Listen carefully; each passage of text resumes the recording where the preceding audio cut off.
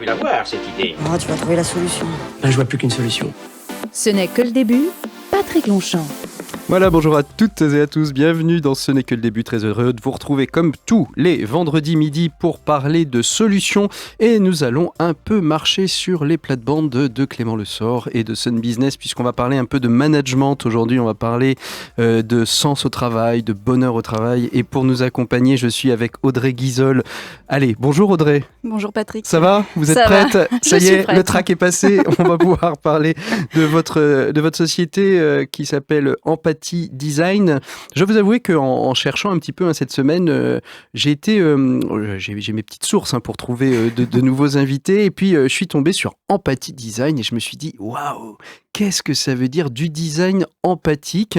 Vous allez peut-être nous en dire plus, ça veut dire quoi l'empathie design ? C'est la recherche de quoi ? Qu'est-ce que vous faites à Empathie Design ? C'est une écoute créative, c'est vraiment se mettre au maximum à la place de ceux pour qui on intervient. D'accord. Que ce soit du point de vue client, du point de vue collaborateur, du point de vue dirigeant. Donc on a la chance de pouvoir rencontrer tous ces différents types de personnes et donc d'avoir la capacité à se mettre selon ce qu'il faut. Ce qu'il faut. Alors l'objectif c'est quoi dans cette recherche que vous faites avec les dirigeants d'entreprise ?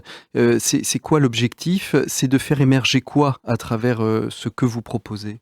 Faire émerger le sens tout simplement et d'avoir la capacité à le matérialiser.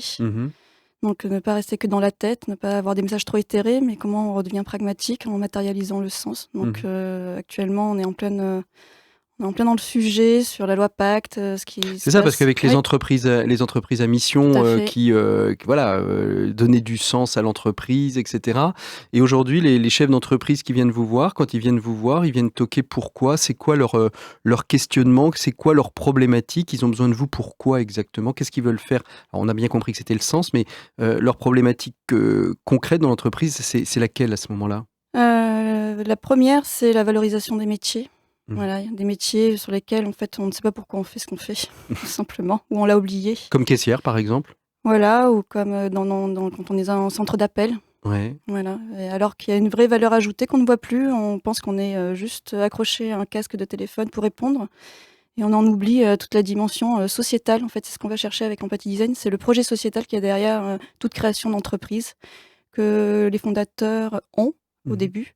Mais qui, au fur et à mesure que l'entreprise grandit, s'oublie au fur et à mesure. Le fil se délite, le sens se délite, et à un moment donné, comme le dit Simon Sinek, si le leader ne sait plus pourquoi son entreprise existe, comment veulent-ils que ses salariés sachent pourquoi ils viennent bosser ? Non, on disait juste avant le début de cette émission, l'entreprise, à ce moment-là, elle grandit ou elle grossit ? Et est-ce qu'on peut faire une différence entre faire grandir une entreprise et faire grossir une entreprise ? Je pense que l'entreprise grossit, mais qu'elle a oublié qu'elle pouvait grandir. C'est ça. Grandir en humanité en retrouvant le sens. Alors, on parle beaucoup de cette question du sens. Il a été en effet assez popularisé par Simon Sinek sur la question, on appelle ça le why aujourd'hui.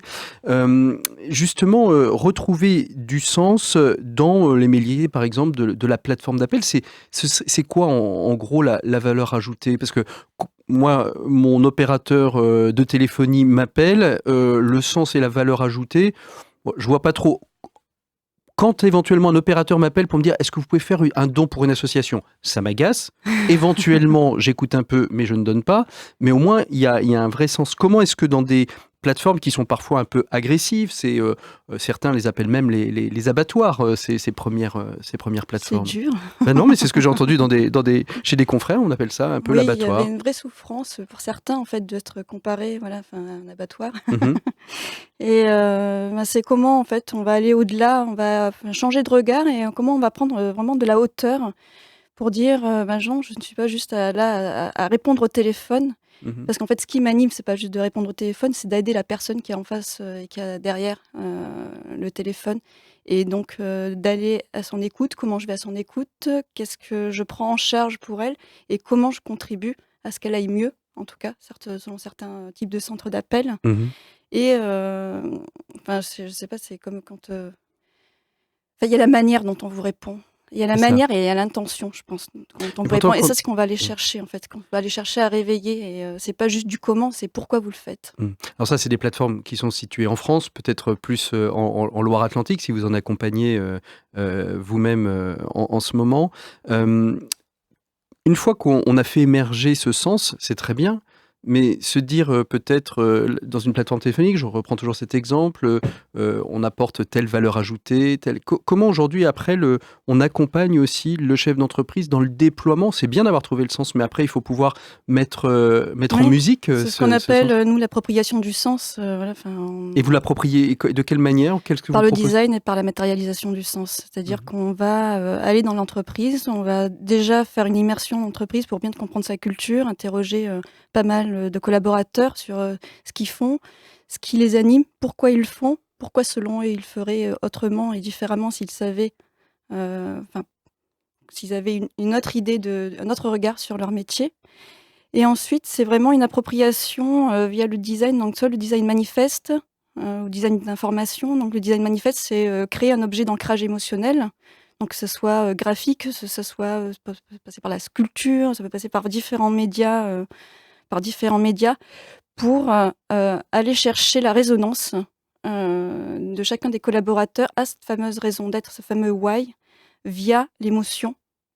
Ah, ça veut dire quoi? Ça veut dire que cette sculpture, ce dessin, il y en a un par personne, et il va l'avoir sur son bureau, et finalement, en permanence, il aura son retour, ou il sera placé dans l'entreprise, il va servir à quoi Ça dépend en fait, Ouais. ça dépend des cultures d'entreprise. Il y a des fois, c'est vraiment des objets qui sont placés à l'accueil de l'entreprise, qui Ouais. accueille l'entreprise. Ça peut la prendre la forme d'objets, de mannequins pour certains, où il y avait l'ensemble des collaborateurs qui défilaient avec vraiment leur raison d'être et ce pourquoi ils font les choses. Donc ce qui interpellait déjà les clients de Mhm. cette fameuse plateforme, qui interpellait aussi les gens et qui en fait créait tout simplement du lien. Alors, la question, c'est, vous dites, on va chercher du sens dans le travail, mais est-ce qu'il y a des collaborateurs qui, pour eux, le travail, c'est le travail, le sens, il n'est pas au travail, le sens, il est à l'extérieur du travail, Tout c'est à dans fait. mon engagement associatif, et il est bien gentil, le patron, de me trouver du sens. Non, moi, je viens décrocher le téléphone, je fais mon travail correctement, Tout à fait, bien sérieusement. sûr qu'il y en a. Mais au moins, on sait, enfin, l'entreprise sait Mhm. pourquoi les gens viennent travailler. Mhm. Et ensuite, enfin voilà, mais s'il y en a d'autres pour qui ça a vraiment une importance, enfin, on peut déployer en ce cas-là le plein potentiel de la personne et ce qu'elle a proposé et aller vers un engagement partagé vis-à-vis de l'entreprise, mais vis-à-vis aussi donc d'une fierté d'appartenance qui est suffisamment importante C'est pour ça que la la question qu'ont aujourd'hui les chefs d'entreprise, c'est cette fierté d'appartenance à leur entreprise, la capacité à pouvoir parler en bien de l'entreprise, à défaut d'être, comment dire, de parler en bien de l'entreprise pour acquérir de nouveaux collaborateurs, de oui, ça fait savoir partie des témoigner à problèmes, ça fait l'extérieur. partie aussi des problèmes de recrutement Hmm. qui se posent à l'heure actuelle. Quand vous avez le manifeste étudiant enfin, du réveil écologique, où il y a 30 000 étudiants qui signent pour dire bah non, enfin, nous, on n'ira pas bosser dans n'importe quelle entreprise. Ça requestionne aussi Mais le ça dirigeant. re-questionne Alors vous avez forcément. mis en place, je vois le temps qui passe, vous avez mis en place un nouveau projet qui s'appelle la machine à voyager. Très rapidement, qu'est-ce que c'est et à quoi ça va servir cette machine à voyager? Donc C'est un nouvel outil c'est un nouvel outil, c'est une expérience spatiale et un Mhm. peu spéciale. Spatial et Voilà, spécial. oui. Où on va en fait aller travailler autour de la singularité des personnes pour, enfin via deux vecteurs en fait, qui est l'astronomie Mhm. et Le Petit Prince. Donc c'est une allégorie autour de ces 2 thèmes. Parce que quand vous allez questionner l'astronomie, les étoiles, vous allez forcément questionner le sens et aller en profondeur.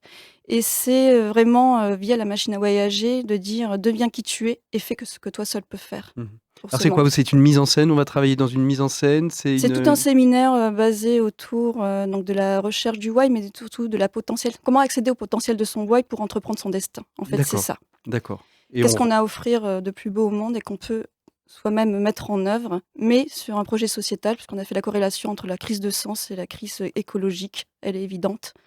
Voilà. Et on rentre dans cet imaginaire pendant le temps de ce séminaire. Oui, qui serait déroulé en 3 phases, avec un entretien de 2 heures au préalable, sur lequel en fait, ça va nous servir vraiment à personnaliser la machine à voyager. Ensuite, du jeudi 18 h au vendredi 18 h généralement avec une soirée jusqu'à minuit, 1 h du matin de Mhm. contemplation d'étoiles, mais aussi sur un questionnement autour, de chance et de la raison d'exister encore demain. Mhm. Et ensuite, vraiment une journée pleinement autour axée sur son propre why, son potentiel, son petit manifeste, et ce qu'on a à faire de mieux aujourd'hui, en tout cas. Et une troisième étape qui est un retour de voyage, voilà, avec une matérialisation de tout ce qui a été dit sous la forme d'un portrait manifeste qui sera remis aux voyageurs pour leur mettre en miroir et leur rappeler tous les jours ce qu'ils ont fait et ce que le monde attend d'eux. Audrey Guizol, merci beaucoup d'avoir été notre invitée de Ce n'est que le début avec Empathy Design. On peut retrouver vos coordonnées sur Internet sans problème. Merci beaucoup, bonne chance, bonne continuation dans votre voyage professionnel, entrepreneurial, à travers justement la quête du sens. Merci beaucoup, bonne écoute des programmes de Sun. On se retrouve la semaine prochaine. À très bientôt, au revoir. Ce n'est que le début, en replay et en vidéo sur mysun et leSonUnique.com.